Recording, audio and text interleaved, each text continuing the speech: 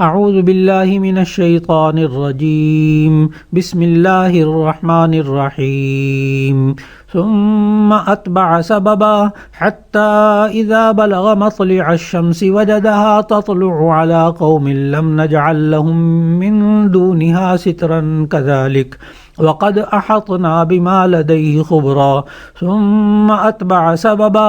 حتى اذا بلغ بين السدين وجد من دونهما قوما لا يكادون يفقهون قولا قالوا يا ذا القرنين إن يأجوج ومأجوج مفسدون في الأرض فهل نجعل لك خرجا على أن تجعل بيننا وبينهم سدا قال ما مكنني فيه ربي خير فأعينوني بقوة أجعل بينكم وبينهم ردما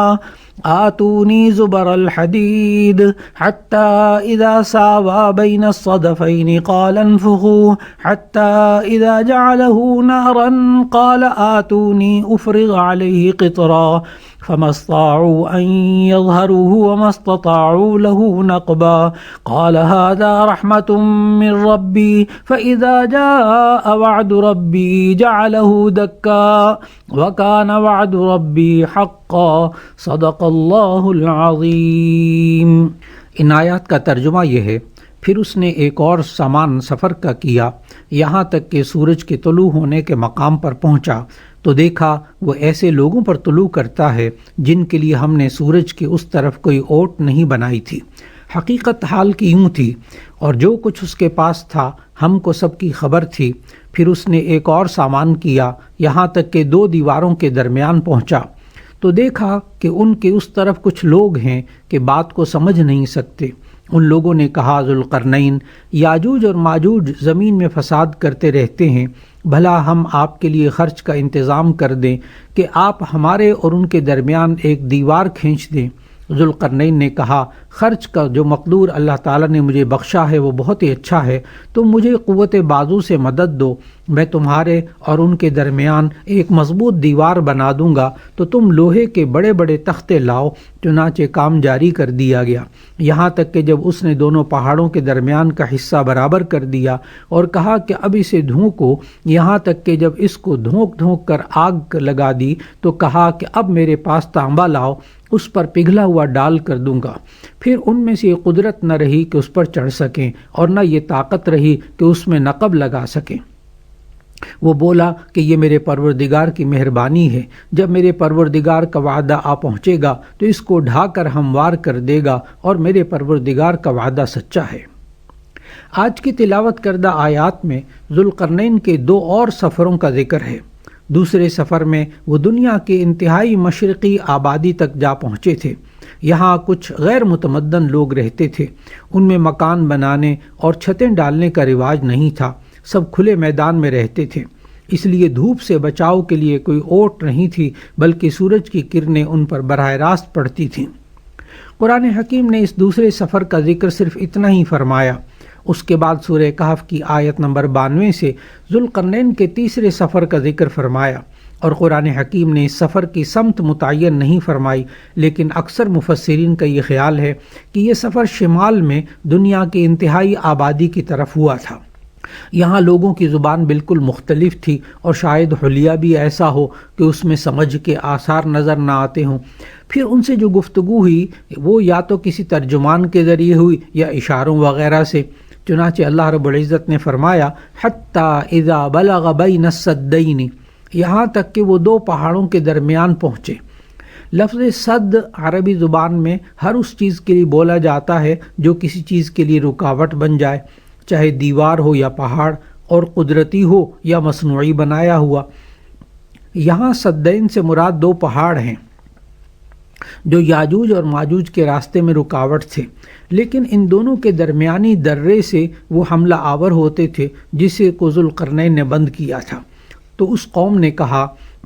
اے ذوالقرنین، یاجوج اور ماجوج اس زمین میں فساد پھیلانے والے لوگ ہیں، تو کیا ہم آپ کو کچھ مال کی پیشکش کر سکتے ہیں جس کے بدلے میں آپ ہمارے اور ان کے درمیان کوئی دیوار بنا دیں؟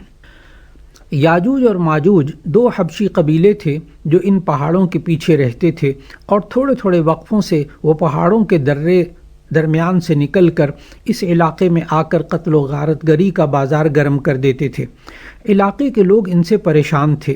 اس لیے انہوں نے ذوالقرنین کو دیکھا کہ بڑے وسائل کے مالک ہیں، تو ان سے درخواست کی کہ پہاڑوں کے درمیان جو درہ ہے اسے ایک دیوار بنا کر بند کر دیں تاکہ یاجوج اور ماجوج کا راستہ بند ہو جائے اور یہاں آ کر فساد نہ پھیلائیں۔ اس کام کے لیے انہوں نے کچھ مال کی پیشکش کی، لیکن حضرت ذوالقرنین نے کوئی معاوضہ لینے سے انکار کر دیا، البتہ یہ کہا کہ تم اپنی افرادی قوت سے میری مدد کرو تو میں یہ دیوار بلا معاوضہ بنا دوں گا۔ ذوالقرنین سے پہلے لوہے کی بڑی بڑی چادریں پہاڑوں کے درمیان رکھ کر درے کو پاٹ دیا، پھر ان چادروں کو آگ سے گرم کر کے ان پر پگھلا ہوا تانبا ڈالا تاکہ وہ چادروں کے درمیانی درزوں میں جا کر بیٹھ جائے، اور اس طرح یہ دیوار انتہائی مضبوط دیوار بن گئی۔ یاجوج ماجوج سے متعلق جو باتیں رسول اللہ صلی اللہ علیہ وسلم کی احادیث مبارکہ سے ثابت ہوتی ہیں، ان کا خلاصہ یہ ہے کہ یاجوج ماجوج عام انسانوں کی طرح انسان ہیں اور حضرت نوح علیہ السلام کی اولاد میں سے تھے۔ جمہور محدثین اور مؤرخین ان کو یافس ابن نوح علیہ السلام کی اولاد قرار دیتے ہیں، اور یہ بھی ظاہر ہے کہ یافس ابن نوح کی اولاد حضرت نوح علیہ السلام کے زمانے سے ذوالقرنین کے زمانے تک دور دور تک مختلف قبائل اور مختلف قوموں اور مختلف آبادیوں میں پھیل چکی تھی۔ یاجوج اور ماجوج جن قوموں کا نام ہے، یہ بھی ضروری نہیں کہ وہ سب کے سب سد ذوالقرنین کے پیچھے ہی بند ہو گئے ہوں، ان کے کچھ قبائل اور قومیں سد ذوالقرنین کے اس طرف بھی ہوں گی۔ البتہ ان میں سے جو قتل و غارت گری کرنے والے وحشی لوگ تھے وہ سد ذوالقرنین کے ذریعے روک دیے گئے۔ یاجوج اور ماجوج کی تعداد پوری دنیا کے انسانوں کی تعداد سے زیادہ ہو سکتی ہے۔ یاجوج اور ماجوج کی جو قومیں اور قبائل سد ذوالقرنین کے ذریعے اس طرف آنے سے روک دیے گئے، وہ قیامت کے بالکل قریب تک اسی طرح محصور اور بند رہیں گے۔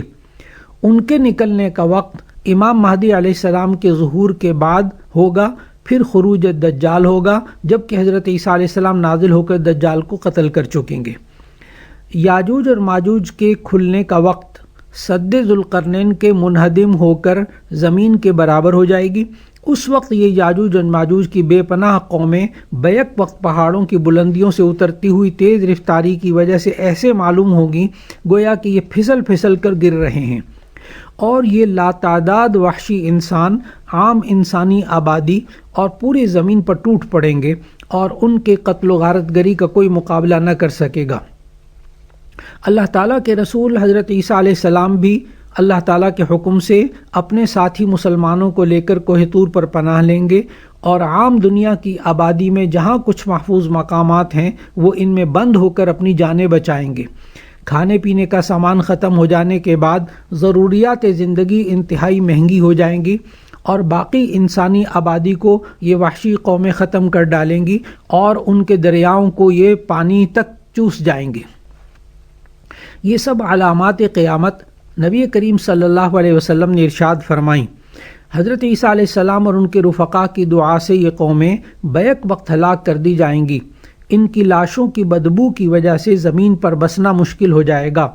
احادیث میں آتا ہے کہ پھر حضرت عیسیٰ علیہ السلام اور ان کے رفقا ہی کی دعا سے ان کی لاشیں دریا برد کر دی جائیں گی یا غائب کر دی جائیں گی، اور ایک عالمگیر بارش کے ذریعے پوری زمین کو دھو کر پاک صاف کر دیا جائے گا۔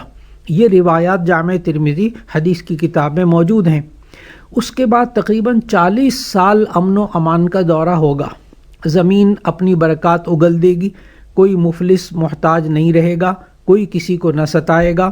سکون اور اطمینان، آرام و راحت کی زندگی ہوگی۔ رسول اللہ صلی اللہ علیہ وسلم نے آخری زمانے میں بذریعہ وحی خواب میں آپ کو دکھلایا گیا کہ سد ذوالقرنین میں ایک سوراخ ہو گیا، جس کو آپ نے عرب کے شہر اور فتنے کی شدت علامت قرار دی تھی، اور اس دیوار میں فرمایا کہ سوراخ ہو جانے کے بعد بعض محدثین نے اپنی حقیقت پر محمول کیا اور بعض نے اس کا مطلب بطور استعارے اور مجاز کے یہ قرار دیا کہ اب یہ سد ذوالقرنین کمزور ہو چکی ہے اور یاجوج ماجوج کے نکلنے کا وقت قریب آ گیا ہے۔ اللہ رب العزت ہمیں دجال کے فتنوں اور یاجوج ماجوج کے فتنوں سے ہم سب کی حفاظت فرمائے اور ہمارے ایمان کو سلامت رکھے۔ وآخر دعوانا ان الحمد للہ رب العالمین.